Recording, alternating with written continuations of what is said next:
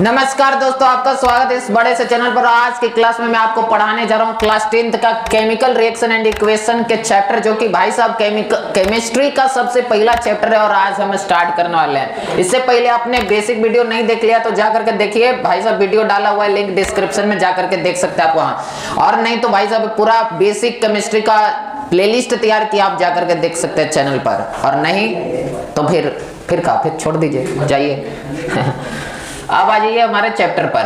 तो स्टार्ट करने वाले हमारे कहां से, तो चेंज और इसके क्लासिफिकेशन से स्टार्ट करते हैं। आपने क्लास 9th में थोड़ा सा पढ़ा होगा चेंज के बारे में। किसके बारे में? चेंज के बारे में पढ़ा होगा कि नहीं? बोलो, टोनियो बोलो, पढ़ा है ना? तो चेंज के बारे में पढ़ा, हालांकि आप लोग पढ़ चुके हैं ना चेंज इस सब के बारे में। तो हम लोग क्या करके फटाफट उड़ाते हुए चलते हैं। तो एक बात बताइए, चेंज क्या होता है? तो कोई भी सब्सटेंस क्या होता है, एक ओरिजिनल सब्सटेंस से चेंज होकर के एक कोई नया प्रोडक्ट बनता है। सही बात है ना?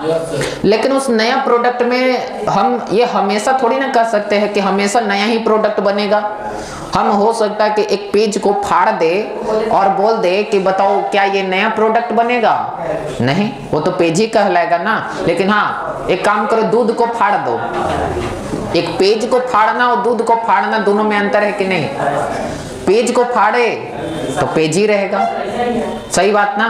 और दूध को फाड़ दिए तो पनीर। छेना नहीं बोल सकते। तो ठीक है, पनीर छेना जो बोलो, यानी कि अच्छा वो पेज को चिपका तो सकते हैं कि नहीं? बोलिए, पेज को चिपका सकते हैं कि नहीं? हाँ, पेज को चिपका सकते हैं, वापस से उसी स्टेट में मिल जाएगा जिस स्टेट में पहले था, ओरिजिनल स्टेट में। लेकिन वही अगर जो दूध को हमने फाड़ा, छेना पनीर बनाया, अब क्या वो छेना पनीर से हम दूध बना सकते हैं क्या? ना। यानी हम कह सकते हैं कि चेंज यहाँ पर लगभग दो प्रकार के होंगे, और लगभग ना तो गारंटी दो प्रकार के, फिजिकल और केमिकल। और एक और होता है रेडियो एक्टिव चेंज, है ना? पढ़े थे रेडियो एक्टिव चेंज? कौन से रिएक्शन के आधार पर होता है? Nuclear reaction. कौन से? Nuclear reaction. हाँ, तो हम स्टार्ट करते हैं चेंज के बारे में। तो ये एक प्रोसेस होता है, ठीक है? ये एक प्रोसेस होता है, ठीक है? कोई भी वस्तु ना इनिशियल और ओरिजिनल स्टेट से क्या होता है, बदलता है एक फाइनल स्टेट में। हो सकता है वो फाइनल स्टेट एक नया प्रोडक्ट हो सकता है नहीं भी हो, ठीक है? उसे हम क्या कहते हैं? चेंज। चेंज के टाइप्स में आते तो चेंज के टाइप्स दो प्रकार के, कौन कौन?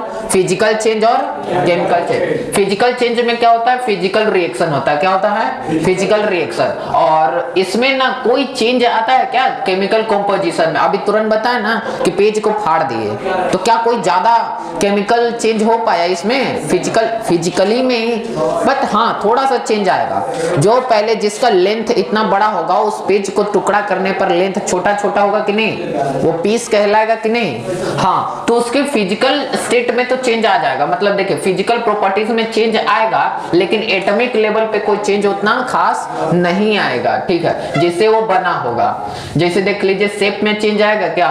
पेज फाड़ने के बाद शेप में चेंज हो जाएगा। जैसे यही है, अब ये है, ये एक है, मान लीजिए इसको हमने फाड़ दिया, तो चलिए फाड़ दिए, दो अलग अलग हो गए।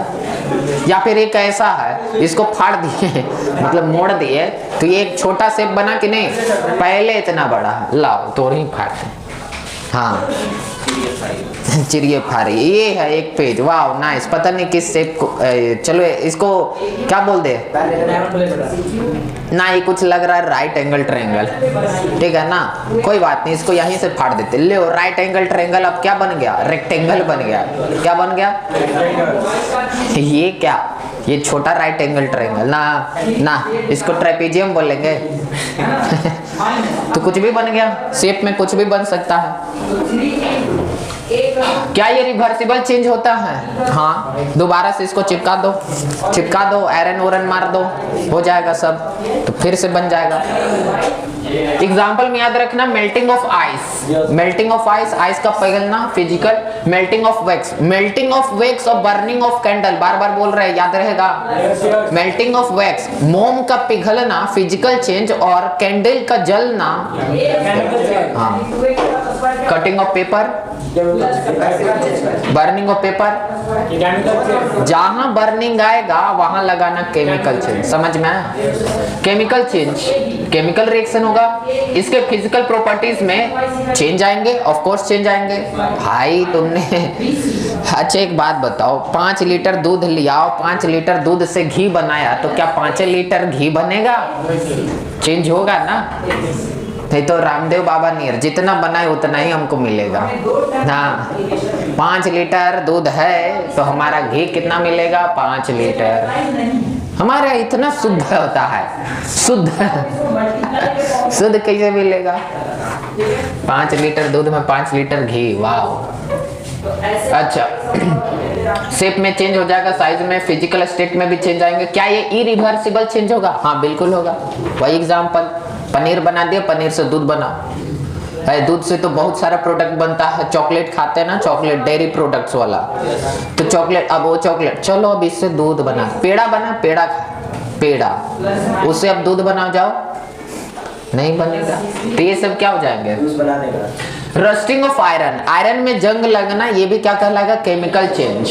कंबशन ऑफ चारकोल, चारकोल जानते हैं ना, छोटा छोटा कोयला, उसको जलाना, जलाने की बात हो रहा है, जहां जलाने की बात होगा वहां क्या आएगा? Chemical change. समझ में? Burning of candle, chemical change. Ripening of fruit, फल का पकना, chemical change. Radioactive change आ गया। मेन तो आपका 2 था, 2 कंप्लीट। रेडियो एक्टिव चेंज थोड़ा एक्स्ट्रा में तो पढ़ लेना चाहिए। क्या था? ये न्यूक्लियर रिएक्शन के द्वारा होता है। किसके द्वारा? अब न्यूक्लियर रिएक्शन पता है ना भाई, तुम्हें पता होगा। क्या पता होगा? कि देखो, अगर मैं बोलूं कि ये एक एटम है, तो इस एटम के अंदर में क्या होता है? प्रोटॉन और न्यूट्रॉन होता है कि नहीं? यही प्रोटॉन और न्यूट्रॉन को क्या कहते हैं? न्यूक्लियॉन कहते हैं। क्या कहते हैं? न्यूक्लियॉन। और यही ना, एक प्रोटॉन एक न्यूट्रॉन को न्यूक्लियॉन कहते हैं। तो बहुत सारे प्रोटॉन होते हैं, बहुत सारे न्यूट्रॉन होते हैं, तो उनको मिला करके क्या बोल दिया जाता है? न्यूक्लियस बोल दिया जाता है। क्या बोल दिया जाता है? हाँ, तो न्यूक्लियस में ही न्यूक्लियॉन मिलते हैं, न्यूक्लियस में ही न्यूक्लियॉन मिलते हैं। समझ में आया? तो इन लोगों का ही रिएक्शन, हालांकि जो नॉर्मल रिएक्शन, मतलब नॉर्मल केमिकल रिएक्शन की बात अगर करेंगे ना, नॉर्मल केमिकल रिएक्शन की बात करेंगे ना, तो किसका लेन देन होता है आपको पता है ना? इलेक्ट्रॉन का। किसका होता है? इलेक्ट्रॉन का। नॉर्मल केमिकल रिएक्शन में सिर्फ इलेक्ट्रॉन का होता है, लेकिन जहां न्यूक्लियर रिएक्शन की बात आएगा वहां पे आप याद रखना प्रोटॉन का चलता है। किसका चलता है? प्रोटॉन का चलता है। याद रहेगा ना? Yes sir. न्यूट्रॉन क्यों नहीं चलता? क्योंकि न्यूट्रॉन के पास कोई चार्ज नहीं है, लेकिन मास है ना। इलेक्ट्रॉन के पास भी चार्ज है निगेटिव में, प्रोटॉन के पास भी चार्ज है पॉजिटिव में, लेकिन न्यूट्रॉन के पास चार्ज है क्या? नहीं। ठीक है, अब आगे देखना। तो यही रिएक्शन करता है। हालांकि ये अंबुजा सीमेंट की दीवार होती है, इतना जल्दी नहीं टूटता है रिएक्शन में, इसलिए ना बम्बार्ड करवाया जाता है। किससे? तो बहुत स्पीड से आएगा और यूरेनियम 235 पे जाकर के टकराता। बताए थे ना कि 1 केजी यूरेनियम में कितना ग्राम काम का होता है? 1 केजी यूरेनियम में 200 नहीं, 1 केजी यूरेनियम में 7 ग्राम। बट कौन सा यूरेनियम? 235 वाला। एक और यूरेनियम होता है, कौन सा? 238 वाला। समझ में आया? हाँ, तो ये आइसोटोप होता है। क्या होता है? आइसोटोप क्या होता है? तो आइसोटोप बताए थे। हाँ बताइए, एटॉमिक नंबर क्या होता है? एटॉमिक नंबर क्या होगा? और दूसरा एटॉमिक मास क्या होगा? हाँ, तो एटॉमिक मास डिफरेंट होना चाहिए, इसमें कभी भुलाना मत। एटॉमिक मास में क्या होगा? डिफरेंट होगा, और जबकि एटॉमिक नंबर क्या होंगे? सेम। एक एग्जांपल ये इसका याद रखना, यूरेनियम 238 होता है एक, और एक होता है यूरेनियम 200। अच्छा एक बात बताओ, एटॉमिक नंबर अगर सेम ना रहता तो यूरेनियम 2 को काहे आता? सही बात ना? और अगर एटॉमिक नंबर डिफरेंट होता तो क्या यूरेनियम यूरेनियम होता? यूरेनियम का तो एटॉमिक नंबर एक ही होगा ना, कितना होगा? यूरेनियम का एटॉमिक नंबर कितना होगा? 92। तो कहने का मतलब ये हुआ कि उन लोगों का एटॉमिक नंबर फिक्स तो होता है ना। तो आपको याद रखना है, समझे, कि जिसका एटॉमिक नंबर सेम है, जिसका एटॉमिक मास डिफरेंट है, हाँ तो दोनों के होगा, क्योंकि यहाँ क्या लिखा हुआ है? Atomic number same. तो एटॉमिक नंबर क्या? 92, याद रखना। समझ में आया? हाँ। तो रिएक्शन में क्या होता है? रेडियो एक्टिव चेंज में किसका रिएक्शन होता है? न्यूक्लियर रिएक्शन का। केमिकल चेंज में किसका रिएक्शन होता है? केमिकल रिएक्शन का। फिजिकल चेंज में किसका रिएक्शन होता है? फिजिकल रिएक्शन का। समझ में आया? फिजिकल चेंज में फिजिकल रिएक्शन, केमिकल चेंज में केमिकल रिएक्शन, और रेडियो एक्टिव चेंज में न्यूक्लियर रिएक्शन। समझ में आया? हाँ, आगे बढ़े। हाँ, इसमें ना ट्रिमेंडस अमाउंट में हीट एनर्जी निकलता, बम बनाने के लिए यूज करते हैं। और मान लो अगर वही फुसकी बम निकला तो फिर काहेला किसी देश पे गिराते पिराते रहे। हाँ, एगो मिचइयो बम छोड़ के फेंकेगा तो यूएन जाके मेरे यहाँ इतना बड़ा एटम बम गिराया, वो तो अच्छा हुआ कि हम उसको डिफ्यूज कर दें। पाकिस्तान जाकर हल्ला करेगा। देखो लिखा है, reactions are based on nucleus of an atoms. Atom के न्यूक्लियस पे बेस्ड होता है उनका रिएक्शन। ठीक है, आगे। Which of the following is a chemical change? इनमें से केमिकल चेंज कौन सा होता है? एक ऑप्शन है, बढ़िया से देखो। Boiling of H2O to give water vapour, ये कौन सा है? केमिकल चेंज बताना, ये कौन सा है? Physical change. उबालोगे पानी ऊपर जाएगा फिर से नीचे आ जाएगा। Melting of ice to give water, ice का पिघलना और उससे पानी मिलना। एक काम करो, फ्रिज में जाकर रख दो, फिर से आइस मिलेगा, ये तो फिजिकल चेंज हो गया। Crushing of paper cup, paper cup होता है जिससे पीते हैं ना, उसको पूरा ऐसे चिपटा बना दो, फिर से इसे खोल दो, फिर से पी सकते हैं, तो फिजिकल चेंज हुआ ना। और उसके बाद browning of Apple, browning of Apple यानी कि हाँ सड़ना, एप्पल का सड़ना। तो एप्पल अगर सड़ गया तो क्या वो हमको दोबारा से बनेगा? नहीं मिलेगा, खत्म। यही आंसर होगा केमिकल चेंज में। हाँ, अब एक बात, ये वाला क्वेश्चन ज्यादा इंपॉर्टेंट था, इसलिए ध्यान देना। क्या था? Which of the following is a necessary condition for all chemical reaction? जितने भी केमिकल रिएक्शन होते हैं तो नेसेसरी क्यों है, इनमें से आपको बताना है कौन सा, मतलब कि इनमें से कौन सा कंडीशन जरूरी है केमिकल रिएक्शन के लिए। सारे केमिकल रिएक्शन के लिए बोल रहा है, ठीक है। तो पहला पढ़ो, the reactant should be in the same state. ये कोई जरूरी है कि रिएक्टेंट एकदम सेम स्टेट में रहेगा? हाँ, कोई रिएक्शन सेम स्टेट में रहेगा। जैसे आपको बताए सेम स्टेट में कौन रहने वाला है, जैसे आपको बताए सेम स्टेट में कौन रहने वाला है। जैसे हाइड्रोजन क्या है? गैस है ना। हाइड्रोजन क्या है? गैस में। प्लस में O2 क्या है? गैस में। तो इधर मिलने वाला क्या होता है? लिक्विड में। H2O क्या होता है? लिक्विड। तो बताओ ये इसका स्टेट सेम है कि नहीं? ये भी गैस में है, ये भी गैस में है, तो बताओ ये किस में है? लिक्विड में। तो इनका स्टेट तो सेम है, रिएक्टेंट का स्टेट सेम है, वही तो लिखा है, the reactant should be in the same state.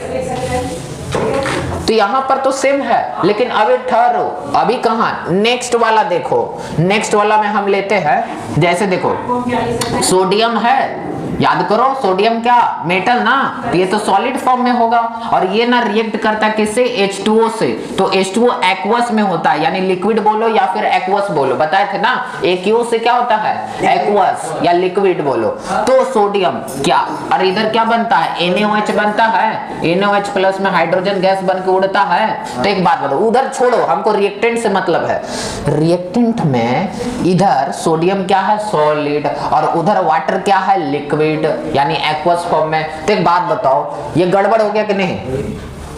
यहां पे लिखा reactant should be in the same state. Same state मतलब सॉलिड तो सॉलिड, लिक्विड तो लिक्विड, गैस तो गैस।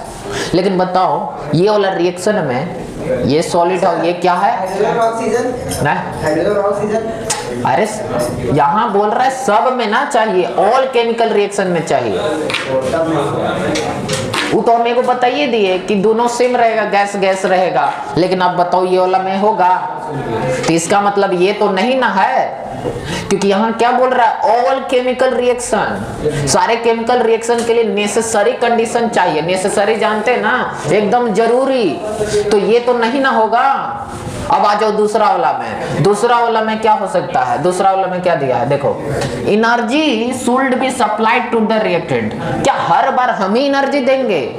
नहीं, एनर्जी हम देंगे। अरे मानते कि कुछ रिएक्शन में, तो उस हिसाब से अगर हम बार बार हम ही एनर्जी देंगे तो उस हिसाब से भाई साहब रिएक्शन तो केवल एक ही टाइप का होना चाहिए, उसको बोलते हैं एंडोथर्मिक रिएक्शन। क्या बोलते हैं? Endothermic reaction. एंडोथर्मिक रिएक्शन एक ऐसा रिएक्शन होता है जिसमें हमको एनर्जी देना पड़ता है, हीट देना पड़ता है, जैसे फोटोसिंथेसिस में सनलाइट देना पड़ता है कि नहीं।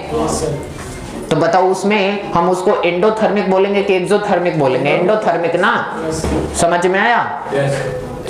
फूड को पचाना होता है तो हम एनर्जी लगता है कि नहीं, अब वो एनर्जी लगता है तो भाई वो एंडोथर्मिक होगा कि एक्सोथर्मिक? वहां भी एंडोथर्मिक होगा। लेकिन एक्सोथर्मिक कहाँ होता है? याद करो, रेस्पायरेशन, रेस्पायरेशन टॉपिक। रेस्पायरेशन में हम सांस लेते हैं, ऑक्सीजन लेते हैं, और वो हाँ रेस्पायरेशन से हमें एनर्जी मिलता है कि नहीं?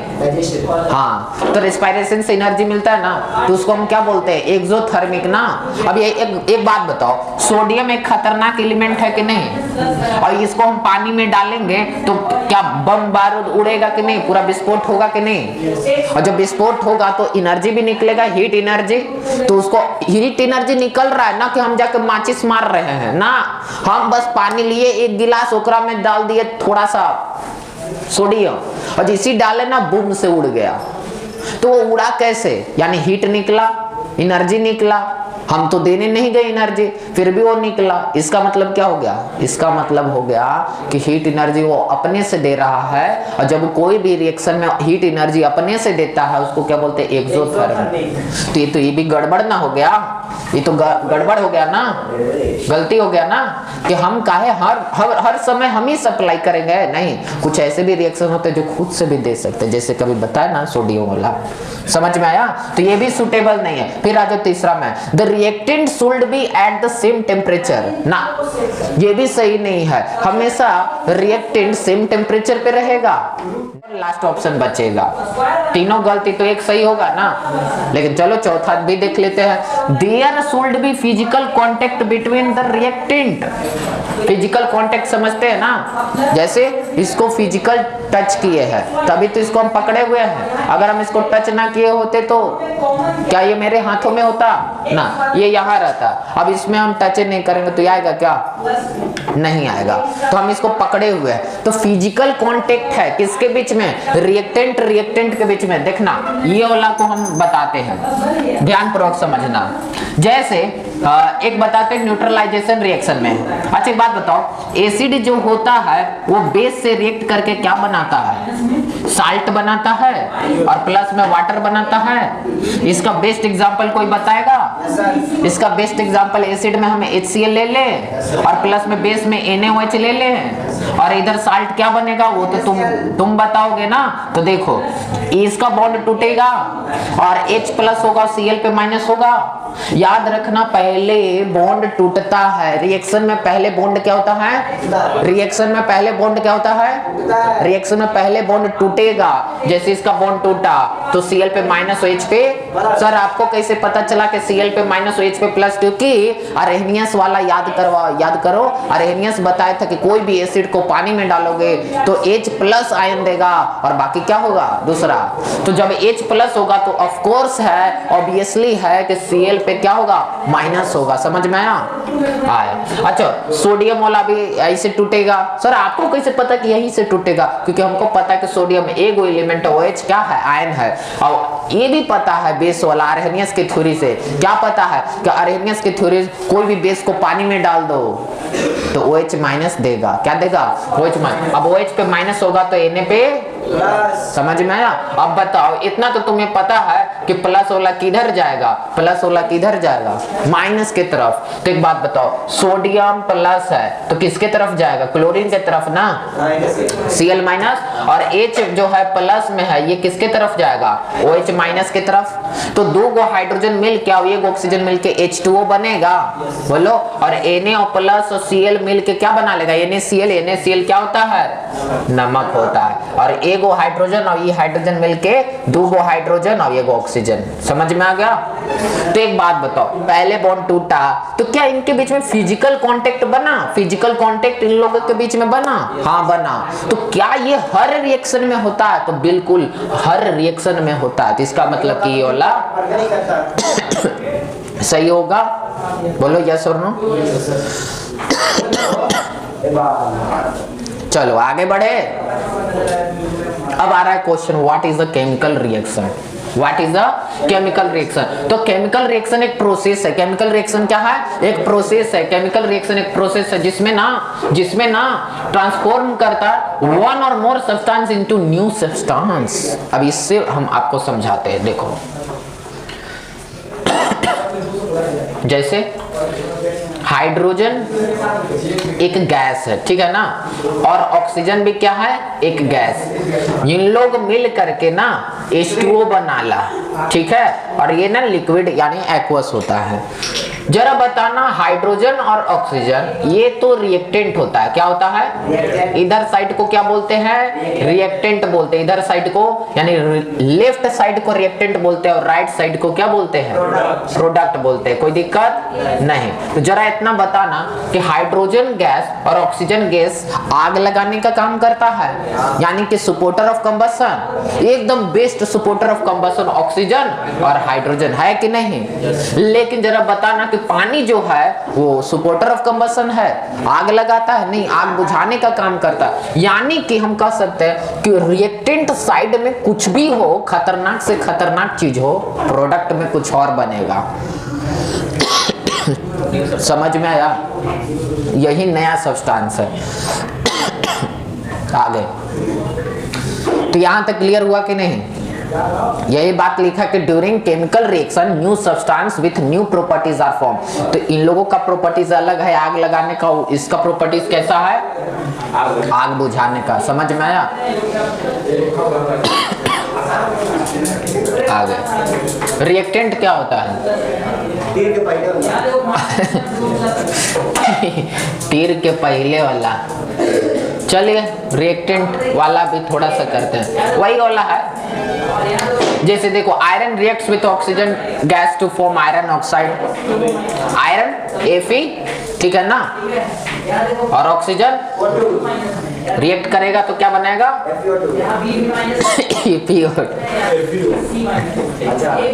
ये ना।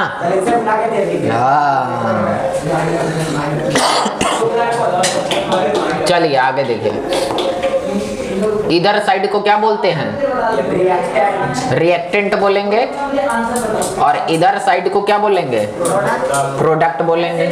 सिंपल।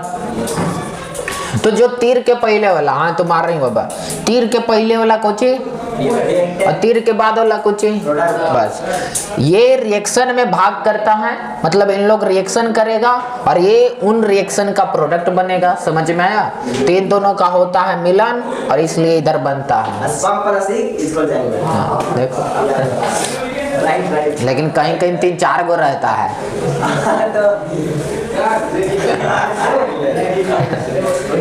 यही लिखा ना, the substance which take part in chemical reaction. याद रखना, डिफिनेशन एग्जाम में आता है कि रिएक्टेंट किसे कहते हैं। ये सब थ्योरी चीज आता है और स्कूल में आएगा, बोर्ड एग्जाम में नहीं आता है, और स्कूल में आएगा। लेकिन ये मत देखिए, ये मत करिएगा कि स्कूल वाला छोड़ दीजिएगा, क्योंकि प्रैक्टिकलवा स्कूल से देता है, ठीक है ना। तो टीचर, हाँ टीचर से बढ़िया बॉन्ड बना के रखना है, एकदम बढ़िया वाला। बढ़िया करने का मतलब घूस नहीं जाना है। हाँ, तो एकदम टीचर से बढ़िया बॉन्ड, ताकि प्रैक्टिकल में बढ़िया नंबर, ठीक है। लड़ जाना तो पता चला कि 20 में दे रहे 10। पैसा लेते हैं तैयो मार लेंगे, पैसों रख लेंगे हम, वो कर देंगे। जाओ, ढेर बोला था, जाओ मरा गया आपका, पैसों चल गया हो तुम्हारा, हो गया। The substance which are formed as a result of chemical reaction, ये लोग का केमिकल रिएक्शन हुआ, उसका रिजल्ट कौन बना? प्रोडक्ट बना। ये हो गया। आगे एग्जाम्पल में देखिए, सोडियम रिएक्ट कर रहा है किससे? वाटर से। क्या बनाया? Sodium hydroxide and hydrogen gas. ये वाला चीज में आपको एक बताए थे ना, क्या बताए थे कि देखो कोई भी मेटल, याद रखना, यहाँ बता देता हूँ, यहाँ बता देता हूँ, देखो कोई भी मेटल अगर ऑक्सीजन से, ऑक्सीजन नहीं है, वाटर से रिएक्ट करता है, किससे करता है? वाटर से रिएक्ट करता है, तो क्या बनाएगा? क्या बनाएगा? बेस। क्या बनाएगा? बेस। और बेस के साथ हाइड्रोजन गैस बना के उड़ जाएगा। समझ में आया? ये जो ऊपर का एरो है वो गैस का है, यानी ऊपर उड़ जाएगा। तो कोई भी मेटल, ये याद रखना है, कोई भी मेटल अगर वाटर से रिएक्ट करता है, कोई भी मेटल वाटर से रिएक्ट करता है तो बेस बनेगा और प्लस में हाइड्रोजन गैस। और बेस के लिए बताए थे ना, OH जरूर रहेगा। बेस के लिए क्या बोले थे? OH जरूर रहेगा। हाँ, कुछ एम्फोटेरिक ऑक्साइड होते हैं जो प्रॉब्लम करते हैं, तो वो बताएंगे मेटल और नॉन मेटल चैप्टर में। है? अरे काहे एक्स्ट्रा जा रहे हो? मेटल रिएक्ट करेगा वाटर से तो बेस बनाएगा वो हाइड्रोजन गैस। एक्स्ट्रा में मत जाओ अभी, ये वाला याद रखना, क्योंकि इसी में प्रॉब्लम होगा आपका। एक आता है एम्फोटेरिक वाला मेटल, तो एम्फोटेरिक मेटल में प्रॉब्लम हो जाएगा। तो उनका चैप्टर है ना मेटल और नॉन मेटल, तो उसमें हम लोग पढ़ेंगे। ये बस मान के चलना कि ये चैप्टर जो है केमिकल रिएक्शन एंड इक्वेशन, ये हमारा बेस है पूरे चैप्टर का ना, पूरे केमिस्ट्री का ये बेस है। तो ये पूरा एकदम शिद्दत से पढ़ना। कोई भी मेटल रख दो, जैसे sodium, potassium, magnesium, calcium, strontium, barium, कोई रखो, हमेशा क्या बनाएगा? बेस। और बेस के साथ क्या बनेगा? Hydrogen gas. समझ में आया? तो ये सोडियम रखे थे, अब तो पोटेशियम रख दो, तो पोटेशियम रखेगा तो इधर क्या बनेगा? KOH। समझ में आया? और उधर क्या? हाइड्रोजन गैस हवा में बन के उड़ जाएगा। समझ में आया? अब नेक्स्ट वाला में बॉन्ड चलेगा, ठीक है? नेक्स्ट वाला में क्या रहेगा? बॉन्ड चलेगा। और भाई साहब बॉन्ड के बारे में हालांकि आप लोग भी पढ़ के आइएगा नेक्स्ट क्लास में, और समझाएंगे बढ़िया से, ठीक है ना? हालांकि आप लोग लिखे थे कि नहीं? PDF भेजे थे ना? सब लिख लिए थे ना? हाँ है? हाँ तो ठीक है, सारा लिख, इशारा ना, चलिए कोई बात नहीं, बस एक दिन और लगेगा, सब क्लियर हो जाएगा। बॉन्डिंग वाला भी बता देंगे। अरे अब तो याद हो गया होगा।